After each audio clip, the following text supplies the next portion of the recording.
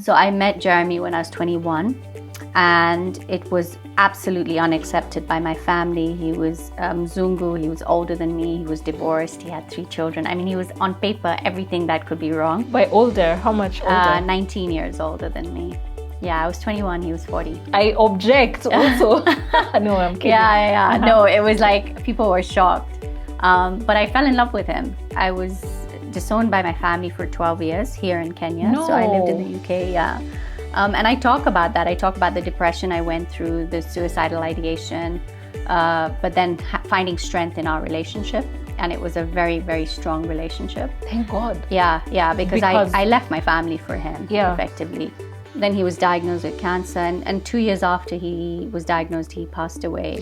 This is a new meeting point for people all over the world to gather for healing and ultimate wellness through the solutions provided in our conversations. Welcome to Wellness with Lily.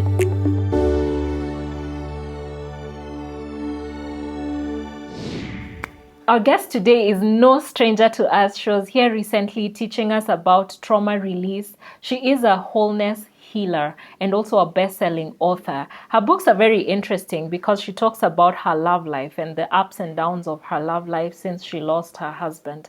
But before we begin, I would like to ask you and welcome you, first of all. Thank you. It's great to be back. I feel like there was so much more to talk about last time. Yes, right? Always that feeling. Yeah. But I think that's one sign of a really good conversation, that you don't want it to end. Yeah, absolutely. Yeah. And I always have a lot to say. So that's good. That's good for all of us. You're interesting to listen to. Let's go into your books. So this is a memoir of your late husband. That was my first book, and it was a memoir about our lives together. So I met Jeremy when I was 21, and it was absolutely unaccepted by my family. He was muzungu, he was older than me, he was divorced, he had 3 children. I mean, he was on paper everything that could be wrong. By older, how much older? 19 years older than me. Yeah, I was 21, he was 40. I object also. No, I'm kidding. Yeah. No, it was like people were shocked. But I fell in love with him, and I was disowned by my family for 12 years here in Kenya. No. So I lived in the UK, yeah. And I talk about that. I talk about the depression I went through, the suicidal ideation, but then finding strength in our relationship. And it was a very, very strong relationship. Thank God. Yeah, because I left my family for him, effectively. And then in 2014, we had a really good life together in the UK, really, really good. Did you raise his children? No, so he was divorced when I met him, and his children were being raised by his ex-wife, but he would see them. We lived in the same town. We moved in together very quickly. I didn't marry him to begin with. We were together for 17 years, and then he was diagnosed with cancer. And then we got married soon after that, because in UK there's no such thing as common law wife. So had he died, I would have had no say over his funeral, over his body, over anything. So we got married, but so we knew we didn't want kids together. It's one of the reasons I was attracted to him, the fact he had already had children, because I had decided at 16 I didn't want children. And yeah, so... Whoa. I feel like you're giving us so many, I don't know what. Yeah, we'll talk about that. I definitely broke a lot of rules that was expected of me. I was expected to get married, I was expected to have children, I was expected to come back and run the family business. But I already knew I didn't want to do any of those things. By 16, are you even old enough to know such a critical thing? Yeah, I think by 16 I knew I didn't want to have children. And then when I met Jeremy, I knew that he even like he proposed to me within 6 months of, I think actually a month into our relationship, he said, marry me, and gave me the ring. And I said, I've got the ring now. I'm not going to marry you, but I've got the ring, and I've got you. And that's the main thing. And yeah, we didn't want, the fact that he didn't want children was great for me. He was worried I would want children one day, but I never did. Then he was diagnosed with cancer, and 2 years after he was diagnosed, he passed away, by which time we were married. But it was more the legal reasons we got married, if I'm honest, because in my heart we were married. In our heart, I was fully committed to him emotionally, physically, financially, spiritually. He was definitely my soulmate, my twin flame, I call him. So his death was devastating, and that's what I write about in that first book. That whole journey. Yeah. You can tell us about what then happened after he passed on, in terms of the grief, the trauma. Had you started your healer journey? And I'm asking that because you already had trauma from being rejected. I mean, full-blown disowned by your family. So now this happened. Our trauma begins at birth. Think about when we're like come into the world. A baby doesn't come out laughing. They come out traumatized and crying. So that's when our trauma begins. So, and then we have trauma as children, perhaps in school with bullying. So there's trauma upon trauma. The trauma that I had whilst I was with Jeremy was definitely the family. I was separated from them. But perhaps my biggest trauma ever in my whole life has been his death, because I expected to grow old with him. We had plans to come and live in Nanyuki. We'd bought a piece of land there. He loved Kenya. So we definitely wanted to come and retire here. So his death was traumatic. And I write about it quite openly in my book. I went into a very dark place. Grieved him terribly for a year. I abused painkillers and alcohol. I had already planned how I was going to kill myself, so I knew that this was how I was going to take my life. I put all my affairs in order. I put all his affairs in order. I cleaned the house. I was ready to leave. And then I decided I wanted to write this book so that people could hear our story. There was some kind of legacy. So there were two things I did. One was I set up the Jeremy Lucas Education Fund under my sister's. She's a conservationist in Samburu.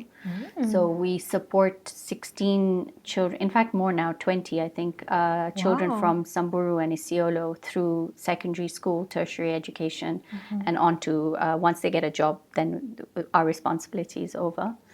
And well done. Yeah, so that's in his memory because he loved Samburu. So and it was a way to give back.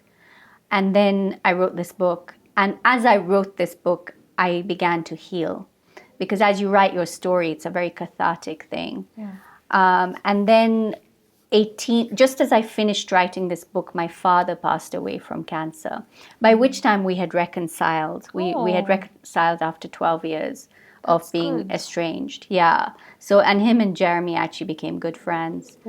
So at my father's funeral, I had this vision of Jeremy and my father being up somewhere, and they were drinking a Tusker beer.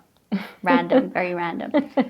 And I was still at this point trying to take my life. I was abusing my body with alcohol and drugs and stuff. And I had this vision of them together, and they had both had cancer. They had both fought the cancer as hard as they could, but the cancer still got them. And I was like, I'm only early 40s. I'm young. I have life. I want to live. And so my aha moment came at my father's funeral, and I decided I wanted to live again. And so that kind of was that first book. And I published it in July of 2018. And in October of 2018, on what would have been Jeremy's birthday, it became an Amazon bestseller. So so I'm very happy with that. So good. Yeah. I don't know why I feel like throwing this in. You guys seem to have been wealthy. You made good money while you were together. We weren't wealthy, but we were comfortable. He worked in Barclays Bank for a while, then he was a finance manager and a general manager at a golf club. I ran my own company, Just Joom, which was a dance fitness company. And I ran that for many years. And I trained about 300 instructors in my style of dancing. So we were comfortable, very grateful, nothing to complain about. So I say that because if you're able to support children, then that must mean that you had... So we supported, after he died, is when I gave the money through. Some of the money came through from his life insurance that I just felt like I didn't want to keep it. It was something, and I didn't get a lot from it. Most of it went to that charity. So yeah. Okay, that's very good. This is what I want to zero in on, the online dating at 40. You wrote this book. You can tell us a little bit about that. Yeah, so after my father's funeral, I was here for it because my father was born and brought up and lived here. So I was here at the funeral. And then I went back to the UK, and in about April, I was like, I really feel like I need companionship. I want to go out on a date. I need a man in my life to make me happy. Yeah. Women are so silly sometimes, I tell you. We think that we need a man in our lives. But anyway, I was like, yeah, I want... Basically, I had met Jeremy when I was 21, and he gave me so much happiness that I thought that having a relationship with somebody else was going to make me happy. So I decided to look for that. But also, and I don't know how honest I can be here, but I just actually wanted to have a physical relationship with somebody. Okay. There's a thing called widow's fire. You can be 100% open. What did you want to say? Yeah. So there's a thing called widow's fire. I've talked about this before on social media, where it's a well-known thing that when a woman's husband passes away, and after a certain time, they just have this urge to have sex, and it's called widow's fire. It's like a fire burning in you. Is there also divorcee fire? There might be. Did you have this? Yeah, I did, and I wasn't sure if it's because, of my age or post-delivery. There's all sorts of myths. Yeah. So I don't know the facts and the science behind it, but they must be, because let's face it, women have needs as well. We say this, right? Women have needs. Men are not the only sexual creatures. Exactly. Women also have, as long as we understand our sexuality and understand that we're sexual beings as well. So I definitely wanted that. So I decided I was going to jump right in. For those of people who know me, I don't do one thing like pole. I'm like, I jump in, both feet, all in. So I signed up to something like 6 dating websites, and I spoke to about 50 guys online, and I actually went out on dates with 21 of them. I did not sleep with all of them. I just want to clear that. Dating and sleeping together, very different. Is there a reason why you feel you need to say that? Yeah, because there was recently an article. I was interviewed on one of the radio stations here in Nairobi, and immediately a well-known sensationalist online media house picked it up, and they were like, because at the time I was a Capital FM presenter as well. Capital FM presenter sleeps with so many men or whatever, and I'm like, hello, get your facts right. Dating and sleeping with a man are 2 very different things. Okay. Dating could be going for a coffee. Yeah. Yeah, sleeping could be, I think the word dating is vague now. Yeah. No one knows what it means. So for me, dating means chatting online, and then dating means a face-to-face for me. That's my definition of it. And dating was, there was one guy I had coffee with, and I was like, I never want to see this guy again. I couldn't leave fast enough. Why? Because he was just, I don't know, I can't say. No, please say. There was, you have to read my book. But he was so boring that everything he said, I was like, hiya, I just want to go home now. There's something on TV that I'd rather watch than listen to this guy. So there was some really, I call it the knobheads, nut jobs, and nice guys, right? Because that's what I had. There were a lot of crazy people out there. Yeah. And then having sex with somebody is different to a date, I think, right? So a date is you take me out for a date, we go out for dinner. Not take me out, I used to pay as well. We went Dutch or whatever. How would you decide what to do? Was it your initiative or the guy's initiative? So more often than not, if I didn't like the guy and I didn't want to see him again, I would pay. Because I didn't want the obligation. Yeah. If I knew I liked him and I wanted, then either he would pay, we'd go Dutch. If we had a date more than twice, often we'd go Dutch or we'd take turns. So it was just kind of like an understanding I had. That's very considerate of you. Yeah, but also there was, there was definitely, if I didn't want to see the guy again, normally I'd pay because I was like, okay, I'm done with this guy and I don't want to have the obligation of another date. So yeah, I dated 21 of them. I write about some of them in the book. some of them were real weirdos. Some people were literally crazy. Tell me about the crazy ones. Can you share one or two with us? So just like the stuff they wanted to engage in or would talk about before we even had talked about sex. So I was very uncomfortable with certain things. There was this one guy who was particularly like, I don't know what happens in Kenya, but in the UK, there's a lot of things like they send you dick pics and stuff like that. So that's kind of stuff it puts me off. Let me tell you guys, no woman wants a dick pic. It's just the grossest thing you will ever get. Why do they do it? Please don't send them. Please, just use your common sense. Why do they do it? I don't know, man. Maybe they think it will arouse her. It really doesn't. I'm like, what is that? It's just disgusting. What are you doing? So, yeah, I don't understand. I actually don't understand. So, yeah. Or maybe they want you to send your pic of girls, don't do it. Don't do it. Don't send you don't know. The internet does not forget. Yeah. And if you don't know this guy or you think you're in love with him, even if you're married to him, please don't send photos of your body parts because you don't know where they're going to end. Because you don't know if that relationship's going to end. Please don't do it. The biggest thing I would say about online dating and dating of maybe any it's kind, a sexual fetish for some people. Yeah, and I think that's what it is with men. I don't know what it is. They think they think they're gonna arouse women. I really don't know the psychology behind it because it's just stupid. Here's the thing, right? I think that there was one person I felt uncomfortable and almost in danger, and that's when I left the situation. And so this is what I'm going to say to women who are dating and men, because it can happen the other way. Be safe. Be safe. Be safe in terms of physically safe. If you're going to have sex, and sexually active, be safe. Use precautions. Yeah. Because there's a lot out there. Yeah. So, but I had fun. I had a lot of fun. A lot of fun. Until it wasn't fun anymore. Sort of 7 months in, I was like, I'm so done with men, because I was looking for happiness in a man, and at the beginning was fun, and I was happy, and I was going out on dates, and we're going to the cinema, and we're laughing, and I was having sex and whatever, and then it just became a little bit of, oh man, another date, and I don't want to do this. And I actually fell for a guy who was completely, in hindsight, wrong for me. He was younger than me, and he just one day said, I'm done. I don't want to see you again. Oh, he said that? Yeah, and I was like, hey, okay.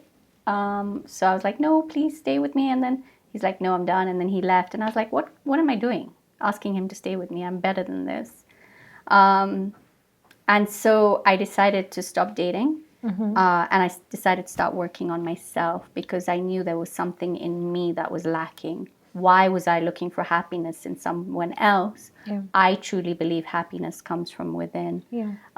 And so, yeah, that was my online dating. Yeah. I have to tell you this one story. I've told it before on Engage, but I'll tell you this because it always sticks in my mind. There was this guy. I'll call him Dan because that was his name. Oh, okay. I'll just call him. You don't know his surname. It's okay. But I call him Unreliable Fish in the book, right? Because we were talking for ages, and oh my God, he had the sexiest voice on the phone. So I was like, I'm ready for this guy. So cool. But he canceled on me 4 times. Oh. 4 times. And I let him cancel. Dan. Yeah. No, I'm going to tell the story now. It doesn't matter. Because 4 times, but I let him because I was very new to dating. As I got better, as I got more, like, I would, if somebody canceled once on me, I was like, I'm done with you. But this guy, I let him cancel on me 4 times. Anyway, then one day he's like, I'm coming to your house. And I was like, okay. Oh. And it was okay. I felt safe. It was fine. And I said, but still, that's a cheapskate move. Yeah, exactly, right? So then I was like, okay, but I live far in the Bundus, right? I was like in a village. And he said, it's okay. I'm going to drive. Where did you live? In Surrey, like really outside London. Oh, okay. Yeah, and he's in London. And I was like, it's going to take you a while. No, it's okay. I'll drive in my car. And then on the way, he's like, hey, you live far. And I'm like, yeah, I told you. Stop complaining.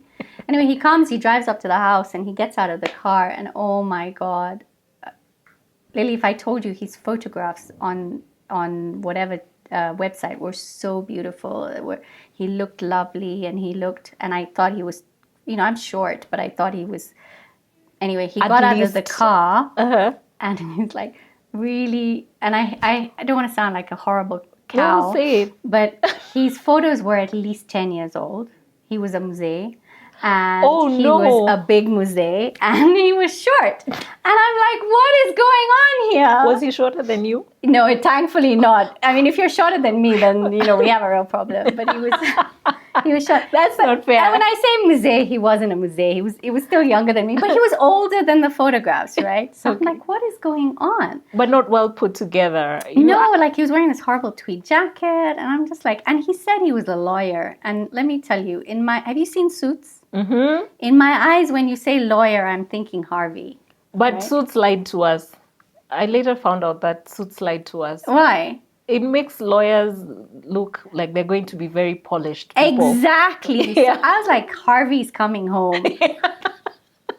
There was no Harvey, man. I'm so sorry. It was more like, you remember Lewis? It was more like Lewis. But I was like, okay, Lewis has come home.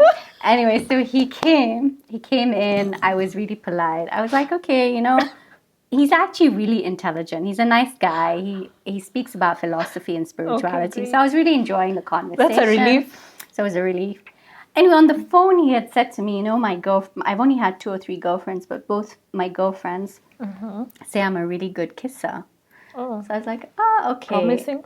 So this is promising. He's intelligent, not the most good looking, but I'm gonna go for it anyway. So he comes in to kiss me, and it was like kissing what I would imagine is like kissing a fish. Oh no! It was disgusting. Oh no! And I was like, okay, so he doesn't. So that's why I call him the unreliable fish, because he was unreliable and he kissed like a fish. And those are kind of like the stories I had. Yeah. And now he's come all this way, so you kind of have to entertain. Yeah. We went out for dinner, and then. Did you take him out for dinner? I paid. You were good. Yeah, but yeah. Anyway, I was done. But yeah, those are the kind of stories I had. And I used to have a little notebook, because after the first date, I was like, oh my gosh, this is really interesting. So I'd write down what I wore at the date and stuff. So I'd make sure I didn't wear the same thing twice at each date. You had a log. I had a log. But then I started writing little things about them.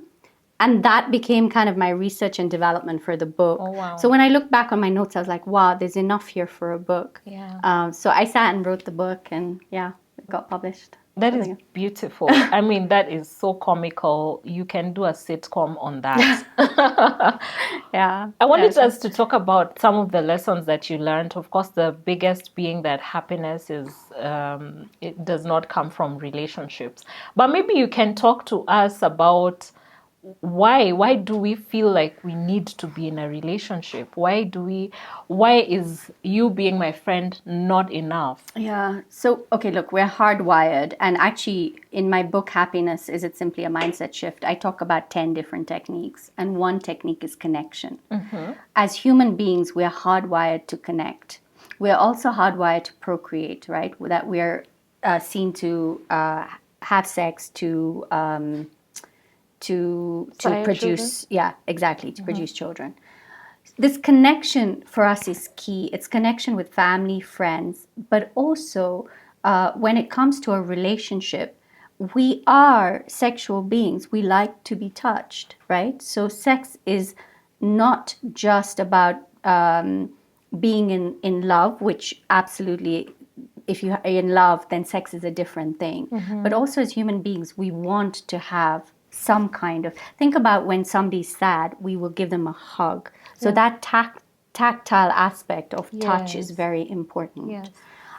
So we feel, and as a woman, for me, I feel that I want somebody in my life to share with. I want somebody in my life to have sex from a place of love, not lust, which was what I was having with these men, right? Yeah. So with Jeremy, it was very much about love.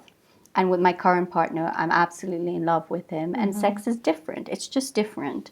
There's a sense of wanting to share our lives with somebody. Yeah. And I know, having been in a marriage for 19 years or in a relationship for 19 years, just being able to share the ups and downs of your life. And I know that when Jeremy died, the one thing I would sit there in the lounge and I would see the car headlights coming up for the neighbors, and my heart would lift. I'd be like, oh, it's Jeremy, even though I knew he was dead. Because I wanted him to be in my life so much. And there was a time, I remember, I'll never forget this. It was actually the last time I'd gone to Birmingham, which is up north in the UK, in the Midlands. And I was coming back, and I'd gone by train. And I was coming back, and Jeremy would always pick me up from the train station. And he wouldn't wait in the car. He would always get out of the car and wait for me at the barriers. And he didn't have to do that, but that was just the thing he did. And I remember as I came out of the train and I saw him at the barriers, my thought was, I'm home. Wow. He is my home. Yes. So it didn't matter where we were, he was my home. And that feeling, to have that with somebody, is really, I can't explain it. It's inexplicable. It's something that I hankered for. And so when he died, I lost my home. I still had the house, but I lost my home. Yes. When I met my current partner, who I met in 2019, after I stopped dating, I wrote this book, To Look for Happiness, and I actually found happiness within using these 10 techniques.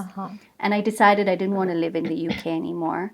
So I packed up my things. Why not? And I didn't want to live in that same, we were always in that house as Jeremy and Shalini. And now it was just Shalini. And I was like, it's time to move on. I wanted to travel the world. So I packed up the house, I rented it out, and I came to Kenya to see my mom and my sister and my extended family. And I just happened to be at an event, and my current partner walked in. And we had known each other as children. And so we reconnected. And and I was like, but I'm still traveling the world. On the 2nd of April, 2020, I'm leaving Kenya and I'm going back to the UK, picking my car and going to Tuscany. I've already booked. I want to meet a nice Italian man and learn Italian and drink a lot of Chianti wine. But then I met my current partner, and I was like, I'm still getting on that plane. And then COVID happened. Oh. So I had to stay. So he always says to me, you would have never got on that plane. And I always say to him, yes, I would have got on that plane. And now he we'll said, never know. Yeah, now we'll never know. Exactly. But for me now, he has become home. Wow. And so what I get from him, I can't get from a friend. And I'm not just talking on a sexual level.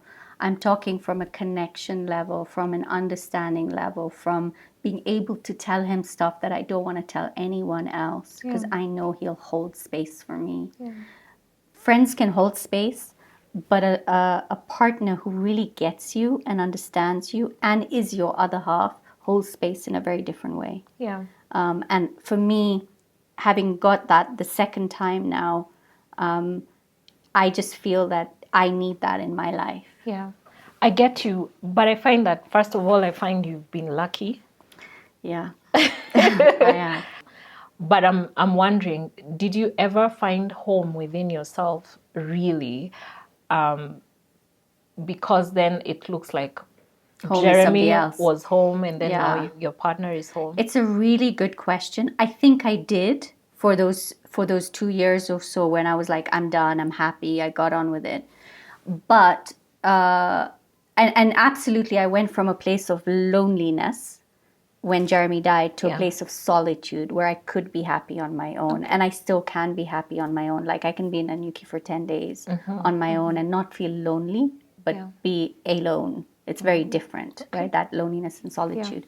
So absolutely, I think I did find it. But it's a different kind of home when it's with somebody else. It's something you both bring to the relationship. And I can absolutely be on my own, as can he. Yeah. That's the thing. He's also been alone for many years. Yeah. But we can be in the same house alone or in two different places alone. But that being together in unity in one space is just different. Yeah. And I think we have found home in each other. Yeah. But I think that's because we're both very okay alone. Yeah. You see what I mean? Yeah. That we don't need each other on that neediness. I hear you. Right? We're our own people. Yeah. And I think that's why it works. And that was true for Jeremy as well, because he'd been divorced a year when I met him. I was young at university, not even looking. Yeah. That's when it happens. When two people's energy are at the same. What happens a lot of the time is, say a man's energy is here and they're not looking, and a woman is desperate to find somebody. You might come to at some point there might be that connection, but if you can't keep that, and it's a place you're coming to it from a place of desperation, it's not going to work, because he will then move on and you can't keep up. The energy of the man and the woman has to be matching. But what happens is, as I grow, I'll pull up Amar, my partner Amar, and then as he grows, he pulls me up. That's a good relationship. Wow. Yes. In my post-divorce singlehood, and I find it such an important time of my life, because I've done a lot of healing that I had never previously been forced to do. Now it felt like heal or die. Absolutely. That's how I felt when Jeremy died. Yeah. I was like, I had to do the work. Yeah. Because I had a lot of trauma still from being estranged and stuff. I had to do the work, and I'm still doing the work. Hey, let me tell you, this healing is a lifelong process. I still get triggered, and I'll watch something about cancer on TV and I'm like bawling, because it sits in your body. It's constant. You're constantly working it out. Yeah. Yeah. One of the most profound things I've come across is that it's possible to have a romantic attraction with someone, but that doesn't mean it must evolve into a sexual relationship. Yeah. And I found that I can redirect the energy into another engagement, like work, a project we're doing together, client service provider relationship. So just clarify. So you've got a romantic relationship, but there's no physical intimacy. No, a romantic attraction. Okay. But we are not engaging romantically. Physically. Or you're not engaging romantically. Romantically. Okay. And I say this because when I was married, if I had romantic attraction to a married person, I would flee. Yeah. Not even think about it. Yeah. Don't even talk about it. But in my journey now, first of all, my relationship with my therapist, who I will be interviewing soon, was very new to me, because at one point he said, "I love you, Lily." And I was like, oh my God, you're married. You can't say that. Don't say that. But he said, no, it's not romantic. It's not love. like that. Yeah. And it was so new to me, because I had grown up being conditioned, or just that if you hear the words "I love you" from a man, it's now you're on the expressway to sex. Yeah, because let's face it, a lot of men will say "I love you" to a woman to get her into bed. Yeah. Okay, that's what we've been conditioned, right? Yeah. So, and also, I don't know about you, but we never grew up being told "I love you" by our parents. Yeah. So, Me neither. yeah, I think the first person who said "I love you" to me was Jeremy. So that's why we may be associated with what we consider romantic relationships or sexual relations. No, men will. And look, I slept with men that I did not love. It was lust. It's very different. Yeah.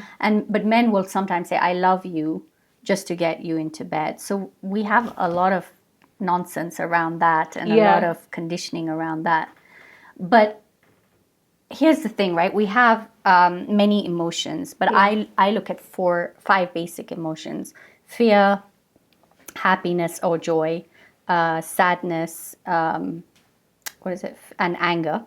And then, but the overriding emotion of everything is love. Yes. Okay? And love is, I can love somebody I'm not romantically I can love a friend, and he could be a male friend, Yeah, and I yeah. could love him. Sometimes that gets muddied with what am I feeling romantically, sexually to a person. So I think you have to be really clear, what is this person to me? Is he a friend? Is he a platonic friend? Or am I going to engage with this romantically, and then does that lead to sexual? Yeah. Sometimes a romantic relationship does not lead to sex, but then I would question whether that is a romantic. Because for me, being in a relationship with another, it's not just about emotional connection. It's not just about mental connection or spiritual connection. For me, the physical is very important. Yeah. I don't think we talk about that enough in our cultures, whether that's the African culture or the Indian or Asian cultures, because we have been conditioned not to talk about sex. Yeah. And we've been conditioned not to ask questions about sex. I don't know if you guys watch Bollywood films. Maybe now some people do watch Bollywood films, but as a child, we used to watch these Bollywood films, and every time a man and woman went to kiss, they would fade out to two flowers, Oh. two flowers, like just touching. That's how stupid it was. Or if you knew a guy and a girl were dancing, Bollywood films full of dancing, and then they end up, and you could see they went behind the bush, and then the bush would move. Yeah, that's sex. That's love making. But you're not shown any of that. It's just, it's kind of. Do you want them to show it? Where are you going with this? What I'm saying is that's what I thought sex was, to when you kiss two flowers coming together. We never saw it. But now you turn on Netflix, anytime you can see sex, people kissing, etc. Yeah. I think that we didn't even know what it meant to be in a sexual relationship. I would never tell my mother that I was having sex. I think she still thinks I'm a virgin, right? Because we're not allowed to talk about it. Yeah. So the question then becomes, how do we know what to do and how to do it, and what's okay and what's not okay? Yeah. How do we know that the man is treating us well? How does the man know how to treat us Yeah. if we're not having these conversations? I think even how do we know what we want away Exactly. from, because now there's influx of information. I think that now we jumped from one extreme of no From information. flowers kissing to nothing, to social media, but also now there's an issue, right? There's a lot of porn. It's very accessible. It's very available. Yeah. So now this next generation is, their point of reference is porn. Porn often is about objectifying women. It's about maybe subduing them. It's about overpowering them. Yeah. So these are the kind of things our young people are seeing. Yeah. And so and then we're not talking about it. We're not saying, that's not what a loving relationship is about. Yeah. And look, I'm not saying that every relationship when I had sex with some of the men I dated, I was not in love with them, right? It was very much that physical release. It was about... Never once What? in love with any of them? No. Maybe towards the end, one of the guys who hurt me, but when I look back on it, it was not love. It was a neediness. So no, never once in love. I've only had sex with two men that I love, and that's Jeremy and Amar, and that's it. Yeah. But I'm not saying that sex outside of a relationship is bad. Okay, that's not what I'm saying. Yeah. But what I am saying is that we need to understand, why am I here with this guy? Why am I sleeping with him? What do I want from him? And also, I need to be safe, but I need to protect myself physically, emotionally, mentally, because sex can be fun, but it can, in the wrong circumstances, be very traumatic. So how do I protect myself? How do I also communicate what I want? Yeah. Yeah, because men and women don't talk. They don't talk about sex. Tell me, did you talk with your ex? I did. Well, he was a gynecologist. Completely different. Yeah, I don't think it applies.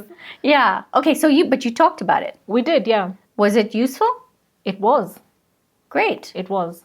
Okay, so... I can't say a lot about him. Okay, no, fair enough. But I'll talk about it later in the show. and mix it up with something else Okay. so that I don't have to talk Yeah, about no, him. that's fair enough. But actually, that's because he comes from it to it from a place of being informed. Yeah. And he sees the female body very differently, and he's not embarrassed. Yes, though what I've then seen is that there's a lot of myth surrounding sex that men have. So many of them can approach you, especially if he's an expert, like a sexologist or a gynecologist, someone that believes they know what you want. Yeah. It'll be hard to convince them that I don't want that. I don't like that. Can you stop now? Can you try this other thing? Yeah. So That's so true. They think they know it all. Yeah, so many men will have had the myth that like the neck is a super organ. Yeah. Yeah, it's apparently very sensitive. Yeah, so. but my neck is ticklish and I don't like the sensation of. But then if someone kisses me on my neck and I jerk, they think I'm aroused. Oh, okay. But I actually just want you to stop. I don't like it. Okay, so here's the thing, right? We talk, we have to communicate. We need to tell each other.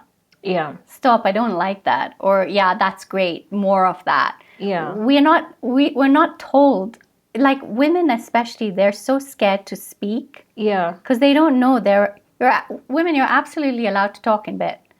Say what you need to say. Yeah. But again, so even my friends, right? I'll have a conversation. In the UK, it was very different. I think we were much more open. It's much less patriarchal and much more, women are much more open are empowered. Yeah.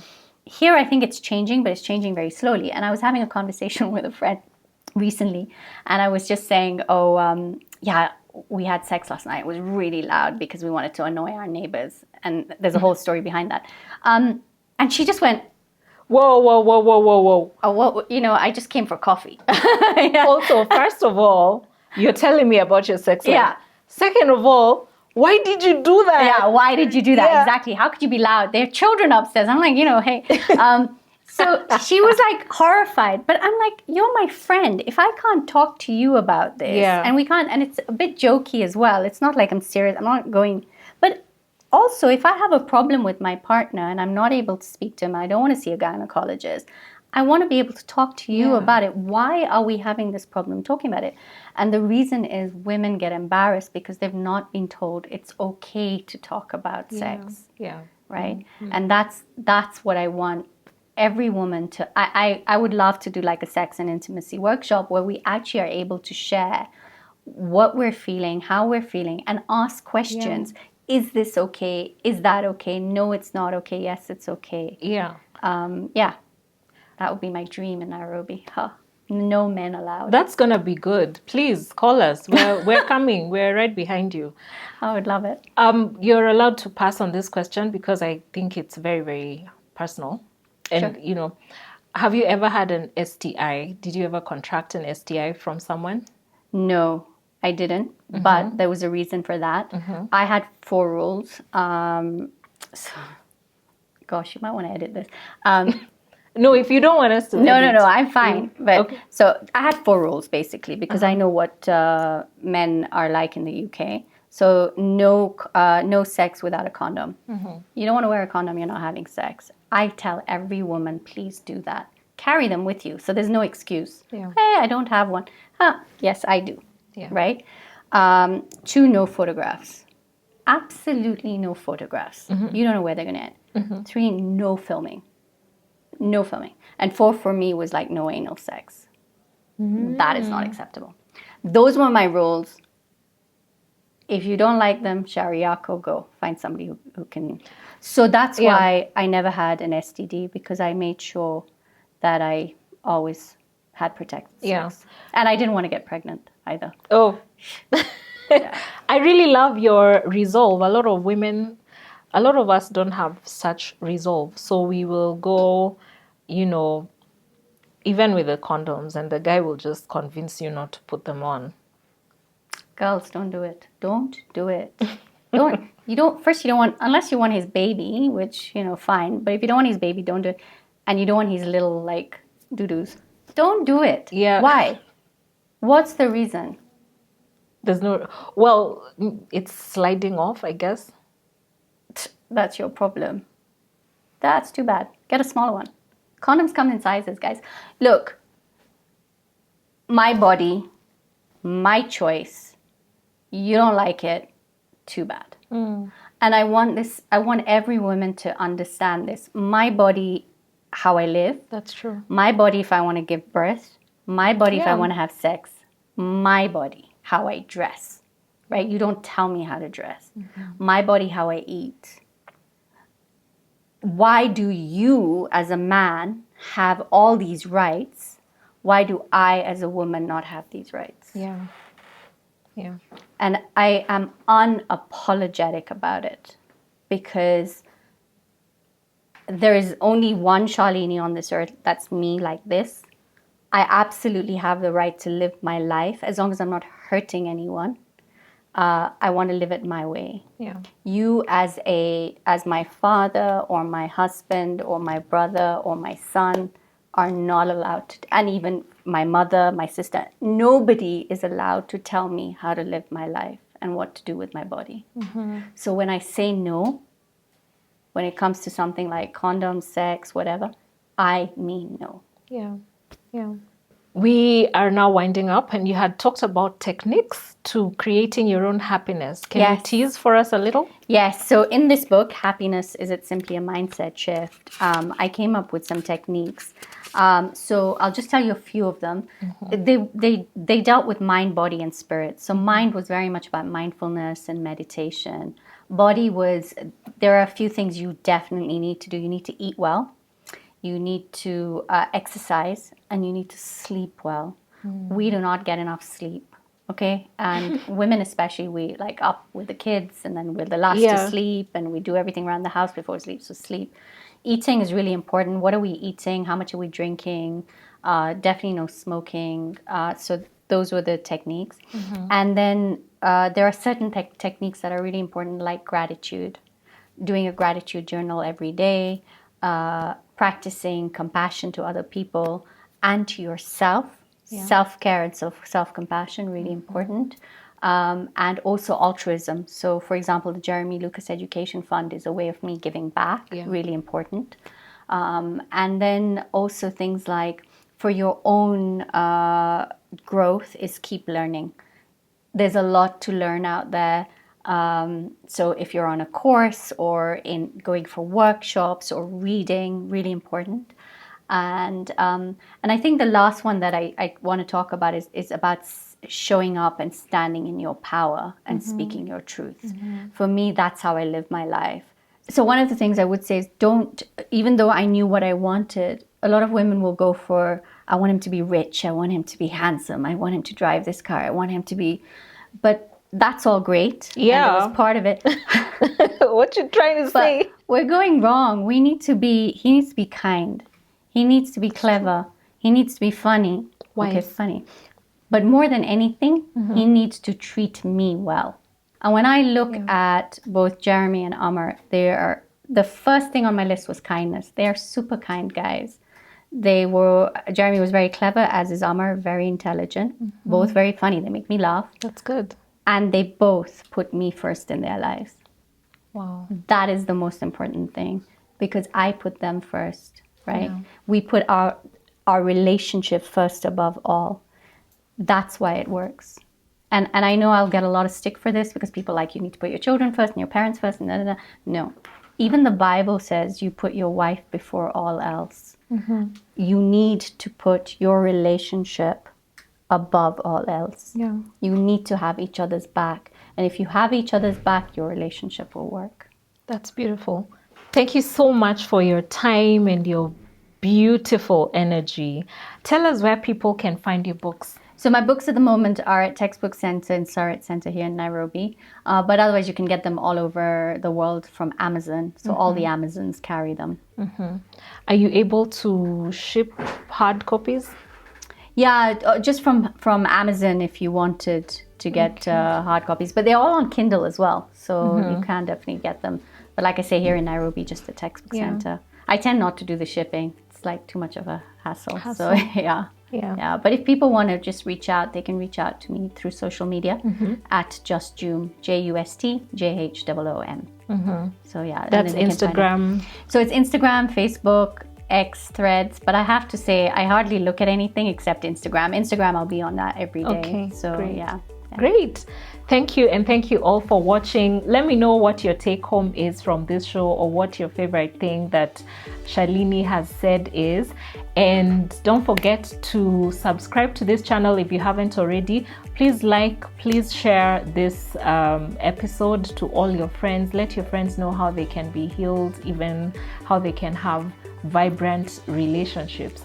If you want to find me or make inquiries about my music or my work, you can find me on Lillian Githui on all platforms. Thank you so much for watching. See you next time. Bye.